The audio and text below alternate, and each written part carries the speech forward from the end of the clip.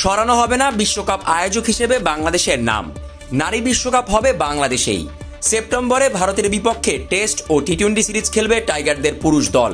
এই সিরিজকে মহা গুরুত্বপূর্ণ সিরিজ বললেন ভারতের ক্রিকেট কর্তা জয় শাহ। টানা ৩৬ দিনের আন্দোলন শেষে গত ৫ই আগস্ট বাংলাদেশের সরকার প্রধানের পদ থেকে সরে যান শেখ হাসিনা। এরপরই ভেঙে দেওয়া হয় জাতীয় সংসদ। রাজনৈতিক এই পালাবদলের হাওয়া প্রভাব ফেলেছে দেশের ক্রিকেটেও। ছাত্র জনতার এই আন্দোলনের পর দেশের ক্রিকেটেও শুরু হয়েছে অস্থিরতা। ক্রিকেট বোর্ডের সভাপতি নাজমুল হাসান পাপনও অনুপস্থিত।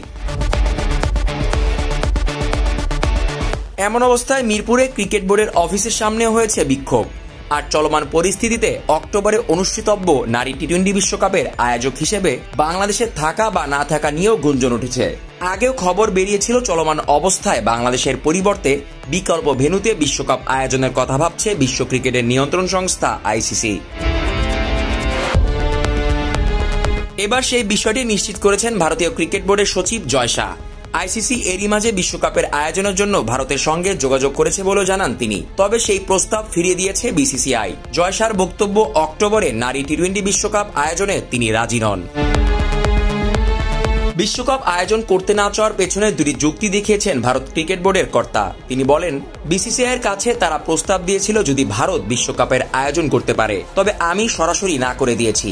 আমরা তখনও বর্ষা মৌসুমে থাকতে পারি, আর পরের বছর আমরা নারী ওয়ানডে বিশ্বকাপের আয়োজক। আমি এই মনোভাব প্রকাশ করতে চাই না যে আমরা পরপর দুটো বিশ্বকাপের আয়োজক হতে চাই।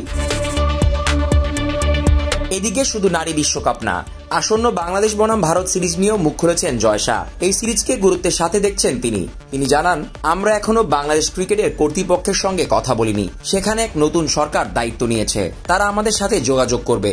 তা না হলে আমরাই যোগাযোগ করব। বাংলাদেশের বিপক্ষে সিরিজটি আমাদের জন্য খুব গুরুত্বপূর্ণ। ভারত তাদের বিপক্ষে 2টা টেস্ট আর 3টা টি-20 ম্যাচ খেলবে, যেটি শুরু হবে সেপ্টেম্বরের 19 তারিখ থেকে। Jisan Ahmed, BD Cric time.